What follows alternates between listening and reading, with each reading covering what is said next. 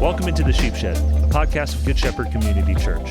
Here in the Sheep Shed, we're all about creating a space to learn together to live like Christ while reaching out in His name. We are your co-hosts, Z Farouj and Connor Strauss. Connor, we had the pleasure just now of meeting with Brian Fowler, one of the, he's the director of the men's program at Portland Rescue Mission.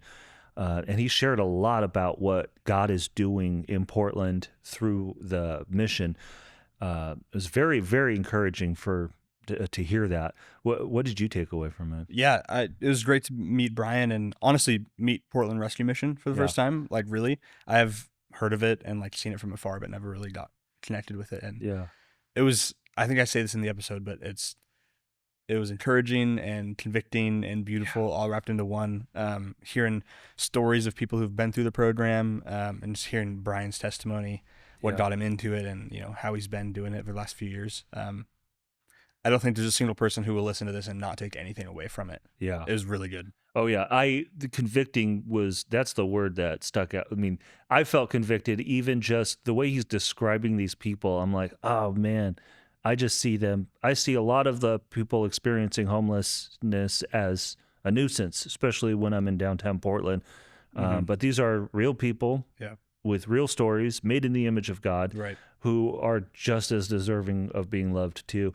So I loved hearing from Brian and just getting some behind the scenes look. So I'm actually looking forward to you guys hearing from. So let's hear from Brian Fowler, the Portland Rescue Mission. Thanks for joining us, Brian. Yeah. Thanks for coming all the way out out here. Glad to be here out in boring Oregon. Yep. Yeah. Making the trip all the way out here.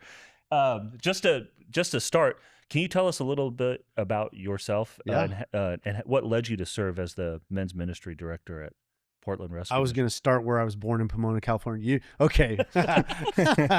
Yeah, I've been at the Portland Rescue Mission for 3 years now. Started in 2022. Before that, most of my career was pastoral, so worked at churches.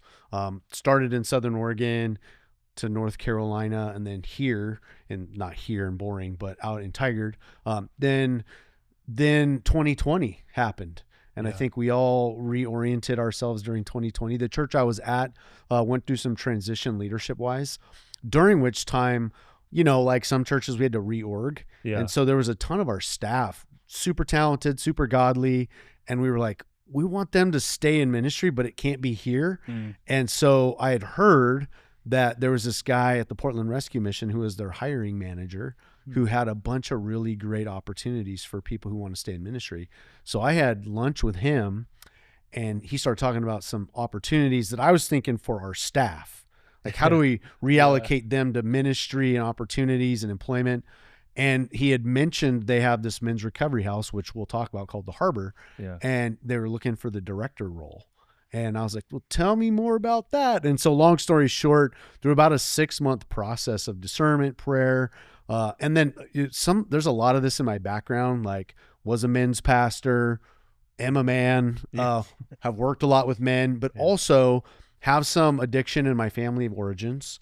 Also, when I became a Christian, I was sort of discipled in a recovery ministry unintentionally. Interesting. And I wasn't even dealing with an active addiction. It was just, I worked at our church's coffee shop the night that we had a recovery ministry. So I just got to participate, and I learned how to pray, read the Bible, really get to know Jesus through men and women who were in recovery. Wow. And then later on in my pastoral life, started teaching a weekly Bible study at a men's recovery house in Southern Oregon.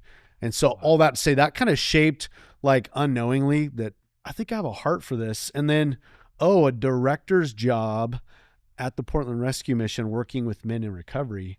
I think God might be doing something. Wow. So it was the catalyst of 2020, and you probably could hear a ton of stories of people who 2020 was a catalyst for new things. And so this was the new thing that God had for me in this most recent chapter. Wow. Yeah, it's been great. That's cool to see, when you're on the other side of God working, it's cool to look back and see how he did, how he connected all those dots. Yeah. It's awesome. The other side. Exactly. Right. That's the key point. When you're in the middle of it and the Red Sea's in front of you and you don't know how those Egyptians aren't going to kill you. You wonder what's going to happen. Yeah. So you've been there for, you said 3 years now. Yeah. So you teed us up to that point, but over the past 3 years, what's that been like? Has your Have you seen big changes in your life and your faith? Has that caused you to, grow your faith, or has it been difficult? I'm sure there's been difficult times and good times, but walk us through that. So when I was 19 years old, I graduated from the church that ended up being one of the pastors at. It started off as a youth pastor for high school kids. When I graduated from that school, my journey in pastoral ministry was like wild, crazy, fun, amazing. But, I started thinking back about that journey and how, the people that I would interact with, I would see them once or twice a week. And the ministry that we have, the men live there 24/7. And so although the audience, because I worked at a fairly large church most of my life, though the audience got smaller, 36 men in a, year-long program, the depth got much deeper. Yeah. And the front row seat to some of the things you never get to talk about with people at church, because you might see them in the lobby. Some of them only show up once a month, right? And it's quick. Maybe you'll have a sit down or a coffee, but when you're in a big church, that's too much coffee to consume by any one person to sit down and hear stories. So to get Speak for yourself, to Brian. get it, yeah, you guys are built different. But it's, so I would say the two things: the depth of discipleship and also the new layers, because not all the men that come into our program are actually followers of Christ, or they're on a spectrum of faith, and the trauma, what addiction does to the human brain, what mental health, and what, years of using fentanyl and P2P meth, and the abuse in their background. So the level of learning, like just the learning from these men about the hard work. One of our growth leaders, we call him growth leaders, he's basically addictions recovery counselor. He took the analogy of, think of all the special forces and the rate of attrition, like Navy SEALs, they ring the bell. And the percentage of men that make it through the rigor of recovery is less than the number of people that make it through Navy SEAL training. No way. So the brutality of overcoming that internal brain-forming addictive behaviors. So this was a whole new level of discipleship that I stepped into. And really, for years, as you grow in your pastoral chops, your Bible better, people better, you can do biblical counseling. Now I was back in this steep learning curve. And it was both beautiful and so humbling. And I'm in my 40s, you've been doing something for 20 plus years that you knew well, and now to step back in and be new, be a student, be a learner, it's been fantastic. And to watch God work in probably what I would say have been some of the most impossible situations I've ever sat in front of in my life. I mean, having been a pastor for a lot of years, seeing a lot of people, you see people at a certain level of depth. Yeah. Here it was like, they didn't come in on a winning streak, and all right. they come in, they're caught. I mean, life caught up with them. Low. So it's all out there. And just the honesty that you don't get typically on a Sunday morning is like, I just have never heard people be so brutally honest.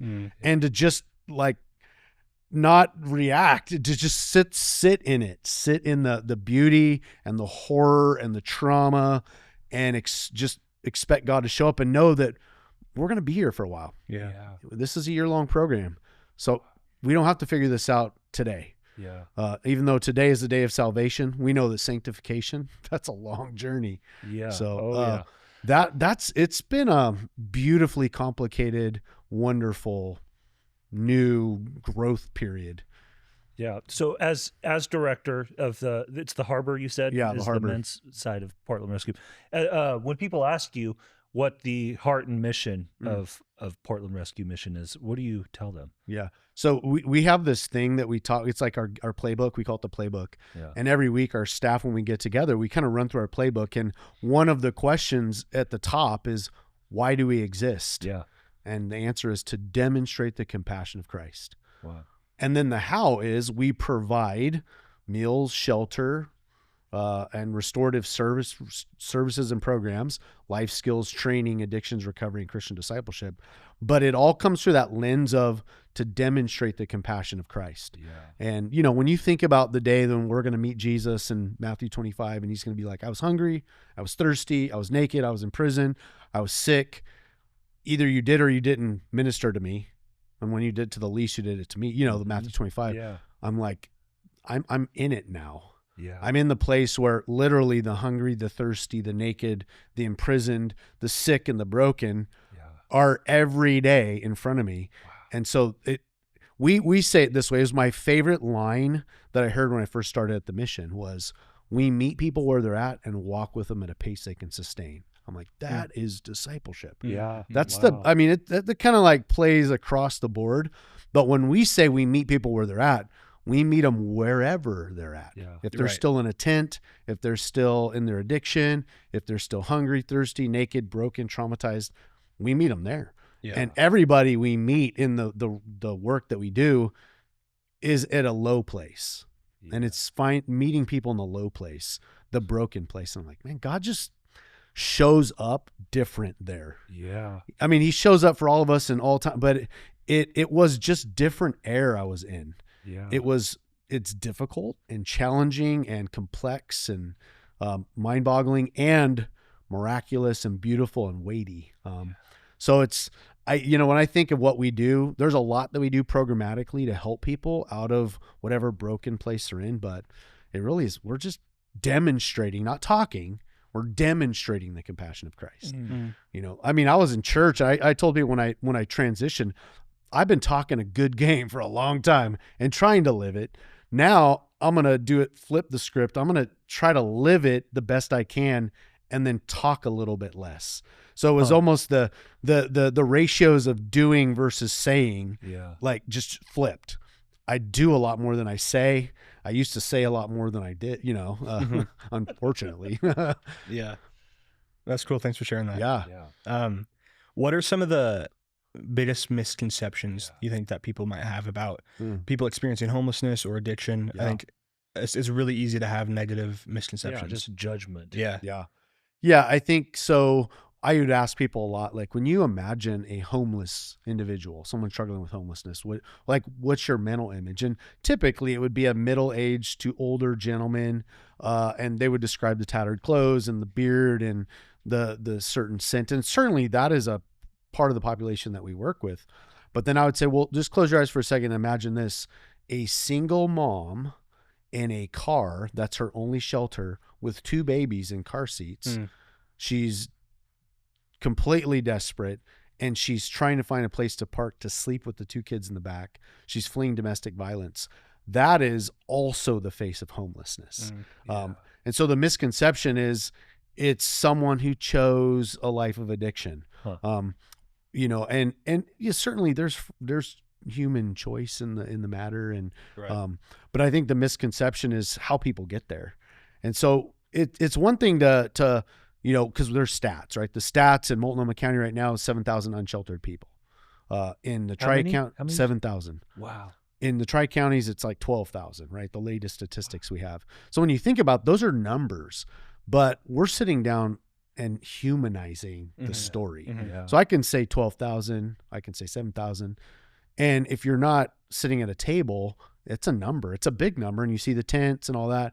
But when those men and women who are in tents now come and sit at a table with you, there's a story there. That's someone's son, that's someone's daughter, that's maybe someone's dad. I mean, we've had so many children calling us to see, is my dad still alive? Have you seen my dad? Dang. I think he's in Portland. I don't know where he is. And so it's complex, right? There's mental health, there's the effect of fentanyl, there's the effect of P2P meth, and there's also just the varieties of things that happen to people in early childhood. And so we get to unpack the story behind what you see. And I think, there's all kinds of misnomers that some of them are based in reality. But then there's the other thing that nobody wants that by choice if they're in a healthy mind. Right. And so, it's been quite the learning curve. Yeah. You talked about demonstrating the love of Christ. Mm-hmm. From a practical standpoint, what does can you take us through a typical day that someone would experience in the program? It's a year-long program, I know, but what is the basic day-to-day? So when I showed up to the Portland Rescue Mission, I had taken a youth group down, and we served at the downtown First and Burnside location, kind of like our flagship. Yeah. And that's 24/7. It's the only 24/7 bathroom in the city, the urban core. So Really? we're open 24/7. We never close. And I went down there. We served, fed people. We're open every day, lunch and dinner, and 24/7. There's always somebody there to help. Wow. And then every evening, we have room for 50 and 75 during inclement or either really cold or really hot weather. Up to 75 people can find shelter. We've also got 2 men's programs that happen in the building downtown. Mm-hmm. And so that's just downtown. I had no idea the layers of what we did. And then I found out, we have a car lot. We have a catering business. And we have 2 recovery sites. One for men, one for women and moms with children. Yeah. Wow. And so learning that and now working at our men's recovery site called the Harbor that you mentioned, their days consist of the morning is always filled with enriching either group kind of recovery meetings, Bible study, discipleship type meetings, or meeting one-on-one with we call them growth leaders. They're their drug and alcohol addiction counselor. They meet with them. And then at lunchtime, that's kind of where the line of delineation. And then the latter half of their day is spent in some kind of vocation, whether they're mowing the lawn, whether they're cooking the food, whether they're doing janitorial, whether they're actually going off-site to serve and work down at our Burnside location, or they may go down to our car lot, drive away hunger, and pick up cars in a tow truck, fix cars, detail cars, sell cars, or they may be on our catering jobs. Like we got a guy going out this weekend to Mount Hood to serve 700 people. They do barbecue. It's we have barbecue, right? Yeah. It's called Fresh Start Catering, but it's both, brisket and, great food. So yeah, it could be any of that. And that's like the latter end of their day. It's vocational rehab. Wow. And then every evening it's either a dinner group from a local church comes in, makes dinner, and they hang out, fellowship, maybe teach or lead worship or play cornhole and games, or the men are going out to recovery meetings. Part of their requirement while they're there is that they need a sponsor. They need a spiritual mentor. They go to their church, they serve at their church, they're in a small group at their church, and they're in a recovery meeting. Wow. So because the big thing for men in recovery is boredom. And so we have to fill their mind with meaningful activities. And so a typical day is from morning classes, afternoon vocation, evening, either it's a dinner group at the location we're at, or they're off at a offsite recovery meeting. Wow. Cool. How many people do you think, just off the cuff, you've seen go through this process over the last 3 years? So last year, 2024, 600 came through our recovery programs, and 6,500 unique individuals came through our downtown location. Wow. And that's everything from one night of shelter to one meal to walked in to use the bathroom. But we know, because we have everyone who comes through is acknowledged and put in our system. So last year was over 6,500 downtown. And then between Shepherd's Door, our facility for women and children, and the Harbor, 600 went through those programs. So out of all those, is there any that individual stories that stand out as like the biggest transformation, or maybe you're like your favorite when you think back to it? Oh, the only thing I can say is I'll just tell you about the most recent. Sure. Okay, there's so many. Sure. That's and the most recent, the reason that's most recent is because this particular brother is going to be with me, as he was last Sunday, at a church in Gresham, sharing his testimony on the stage in front of a congregation. Like literally the guy that you would have walked by in the tent or on the sidewalk using fentanyl is now on a stage, completely renewed and restored, probably knows his Bible better than most Christians, has read through it 3 times in a matter of months, this guy's got something for him. Yeah. Very articulate, so cool. But his story is raised by a godly mom. So he had this foundation, kind of like Timothy, like mom and grandma, like laid a foundation for him. And then at some point in his life, married, had a kid, and then just walked away, disappeared into the drug scene, and moved out of Southern Oregon up to Portland, and just spiraled for years of his life. Picked up by U.S. Marshals, like guns and drugs and money and fast living and trap houses, and spiraled. Ended up in jail for the how many at the time, but this time the U.S. Marshals had brought him from the South in handcuffs on a plane. And he said he had prayed. His name's Dustin. God, get me out of this lifestyle. I'm not going to be able to get myself out. He said when the U.S. Marshal showed up, he sat there, did not resist, put his arms out and said, "Thank you, God. This is deliverance." He said, "My angel came in the form of the U.S. Marshals, an airplane, brought him into jail, and he sat there and waited for months to get into our program, and was released by the court to come into our program." And then this just dramatic life transformation, like, watching someone from day one come in. And then, I mean, I had him teach one of my Bible classes, and he just brought it. And I was like, you're not just restoring this man to Jesus and to his family. It got so bad in his addiction that his best friend in childhood, who he'd lost contact with because of his addiction, had a funeral for him because they thought he was dead. They saw something in the news that said there was a Dustin, and his last name is Schultz. It sounded like Schultz, and they thought, oh, there it is. It's proof. The news has just said our friend has died. He had a funeral. And I told him, I said, "Dustin, you did die. Just not in the way you thought."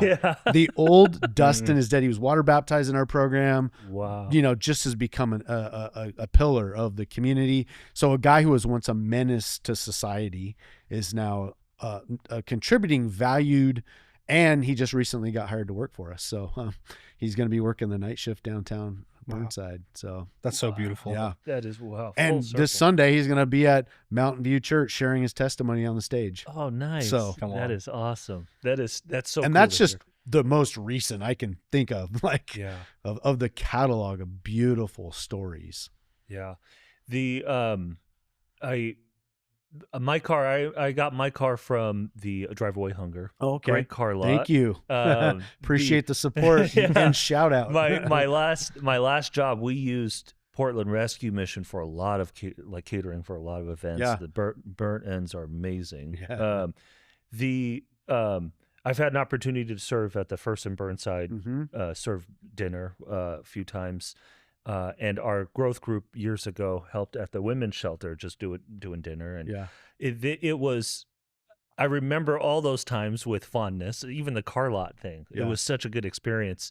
I'm wondering how other people at Good Shepherd, how they can step in and serve. What opportunities are the most impactful or most needed right now? And I'm always like, personality profile. Are you someone who wants to be on the rugged fringe? We do outreach to the community 7 days a week. Ooh. Sign up to go on outreach, like literally helping people right in the spaces and places where they're camping. You go to the camps? We go just in the places outside of the camps, usually with other organizations, and invite people from out of the encampments to provide and really our ministry is, here's a cup of coffee and some socks and flyers and information about how you can take the next step out of wherever you're at. So there's that 7 days a week. And then there's downtown, like come serve a meal, come, like if you're new in like maybe ministry and you want to lead worship, come lead worship at a chapel downtown every night, or come like share your testimony, or come give a little 10-minute devotional word, or come for a meal service. And the meal services are impactful because it just allows you to humanize what's happening there. Oh yeah. So even like downtown, need for lots of people to do lots of various things, really depending on how deep do you want to go, how far in do you want to go. And then on our recovery site, so we have 2 recovery sites, Women and Children, Shepherd's Door, and then the Harbor. That's everything from like, do you want to come teach a life skills class about computer literacy? Do you want to teach a Bible study to people that are maybe new to Jesus and new to recovery and just kind of going through post-acute withdrawal? Do you want to be a spiritual mentor and walk side by side with a man or a woman for the duration of their program, meet once a week? Or there's one group, we just call them the crew. We didn't know what else to name them. They named themselves or we named them. They're just the crew. It's just a crew of people, men, women, families. They just come out and they always make baller food for the men and play great games. just engage the men relationally. It's like your favorite family night. Yeah. And literally most of the men, when they graduate from our program, will mention the crew as a pivotal part of their program. Wow. So it's like, yeah, just come bring your whole family and eat dinner with us. Make dinner, eat it with us, hang out with us. Or yeah, if you want to do one-on-one, you know, so a lot of people definitely in the years in your life where you're like, I'm not retiring, I'm repurposing. Yeah. I've got more time in my schedule. And we've got lots of men and women who are using those latter valuable years right before you meet the king to be like, I'm gonna push it to the limit. I'm gonna run through the tape.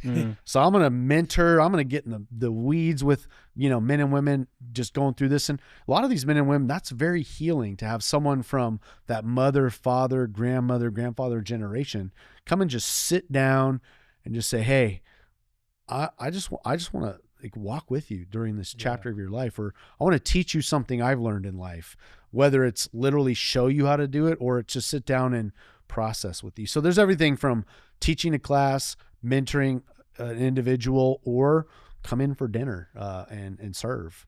How did they get connected? Through the website? Like, what's a good way to get that in? Because some people may be hearing this and be like, yeah, I'm in. Yeah. Our website's hopefully very clear. It's just like volunteer, serve. And then our volunteer team's great. Duke and Beth, they will be all over it and just kind of walk you through. And a lot of it's just almost like a job interview. Like, okay, like tell me about like what's on your heart. And let me talk a little bit about what we got, but we're more wanting to hear, where's God have you in your journey, and how do you want to demonstrate the compassion of Christ to people in great need? And then we probably have something that we can talk to you about based on your time, your gifts. Yeah. Then there's room for a lot of, you know, creativity in the process. You sparked my interest. I'm just curious because you said you don't have any kind of history with addiction personally. I know a lot of people who are who get into helping other people out or pulling others out. They've had that experience. So I can understand why they have a heart for healing those. And where did this motivation come from for you, like personally? Just maybe it may encourage others who may feel that same tug.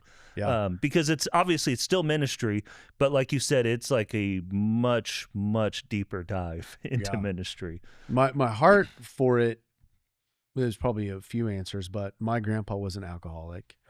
So it's in our family. Or a lot of our family members have dealt with addictions of drug and alcohol. I had an uncle die from his addiction. I got in a head-on collision with a semi truck. He got on the off ramp, and you know, just all part of his addiction. My mom was married for many years to a man who was a drug addict. So the lived experience in the recovery world, we would call me a normie. Like, why would a normie come here? That's basically what I was asking. Why would it? And we are strategic. We like to balance the normie to people with lived experience. So a lot of our staff actually were graduates of our program. Okay. And so that, number one, they understand addiction. Number two, they also understand what it's like to go through our program. So they can speak to both addiction and our program. So our staff is usually about a 50-50 split. Okay. If it gets balanced off kilter one way or the other, it actually isn't healthy. So we find that a healthy balance of normie versus lived experience is the right ingredient. And we're not always there, but right now, like 3 of our top tier baller staff at the Harbor are graduates from the Harbor. Wow. And if you met them today, you would just think, this is just a very talented man or woman. Little do you know, as they tell their story, like, no, I graduated this program 5 years ago. And I couldn't think of a better way to give back to Jesus and the goodness of what I received at the Harbor Portland Rescue Mission than coming to work for you guys. God. And so it's been a pretty cool experience. But my heart came through both being a pastor and, you know, I tell people this all the time. When I was a pastor, you know, people that were struggling with homelessness or addiction, I always wanted to take them home with me. Like, man, let me just help. But I'm like, I got 4 little kids at home. It's probably not wise and prudent or good boundaries, or it's probably enabling. It's probably not good. But I'm like, how can we say be warmed and be filled and not do anything? And to be in a environment where we'd never say be warmed and be filled and do nothing, that we say be warm, be filled, come here, take a seat at this table. That also, like, I was plagued as a pastor finding help for people in the worst of scenarios, being in a place where as a pastor, I'm also getting to be part of the ongoing help of someone. So it was both family of origins, some of the things that, I mean, like I said, I got discipled in a drug and alcohol recovery program at the church I was going to at the time. And so those men and women, like, they were just honest. Like, I'm at a drug and alcohol recovery meeting because I have an addiction and I'm going to admit that I have a problem. And I'm like, man, I wish more Christians would do that. Just show up, be honest about your stuff, and realize that this is an environment to heal. So I think, partly to answer your question is also just, I received so much from that community with even not having an active addiction to drugs and alcohol myself. That's amazing. Yeah. Thanks for sharing all that. This has been so good, Brian. It's been encouraging. Thanks for asking good questions. It's been encouraging and beautiful and convicting, all wrapped up into one. How can we, me and Z, but also we as Good Shepherd, be praying for you, like specific needs that we can bring to the Father?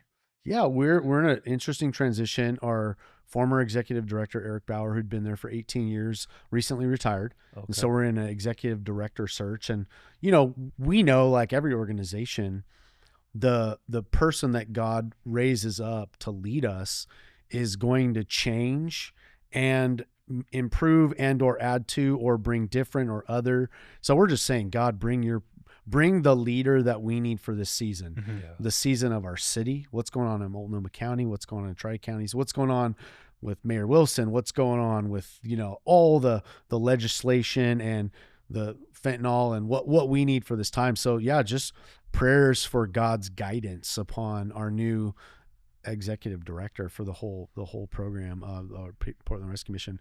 And then also just the wisdom to know how to minister in an ever-changing environment. I think we, as pastors and leaders and lovers of Jesus, like, if we're going to be missional, we have to understand the mission field that we've been sent to. And this mission field is ever-changing. And so just for the wisdom from God to adapt to an ever-changing mission field. And just to not look at it with despair, hopelessness, or speak out against it, but more to say, what an opportunity for missionaries to use that God-given wisdom to adapt to the ever-changing climate. Because, I mean, we can look out and see the issues, and we're like, God, help us to be at least a part of the answer to what you want to do in your world and the kingdom of God breaking out. So, as you just think about our staff, they're both full of joy and they carry burdens home every night because they're on front lines. Right. I remember we had a person come in and visit us from out of town, and I wasn't able to hear this, but I heard it secondhand from our executive director. Said when this individual toured all sites, they said, your staff are literally glowing. And I was like, I've never heard anyone say that. And I'm like, they're just so full of joy that it literally almost changes their physical appearance. They look like they're glowing, right? Steven-esque. Yeah, exactly. And I was like, praise God for that report, and God help us to stay glowing, even though sometimes the dark shadows of someone that we loved that overdosed and died, or, so just resilience for our staff and healing on our city, because the need is great, and we're asking God to help us to show up the best way we can. Yeah. Well, thank you, Brian, for taking the time to come in and share with us. Thank you for being on the front lines in, I mean, the city I love the most, Portland, where I was born and raised. I hope this is an encouragement for others listening to hop in without fear. Of course, it's going to be hard. It sounds very hard, but with God's help, obviously, He will do what He wants to do. Thanks again for this very special time. One parting shot. Yeah. A quote from C.T. Studd. He said, some people like to, minister within the sound of church bells, but I want to set up a rescue shop within a block of hell. And I thought, that's what we do. And if you want to come to the rescue shop within a block of hell, come join us. We'll bring heaven on earth. You're really selling it with No, I get that. Yeah, that's so true. That's so true. Okay, well, that's it for our time here in the Sheep Shed. Thanks for joining us as we are learning together to live like Christ while reaching out in his name. If this conversation was helpful in any way, please share it with somebody. Also, if you want to help expand the reach of the Sheep Shed, subscribe, rate, and review our show. It helps a lot. Until next time, we'll see you here in the Sheep Shed.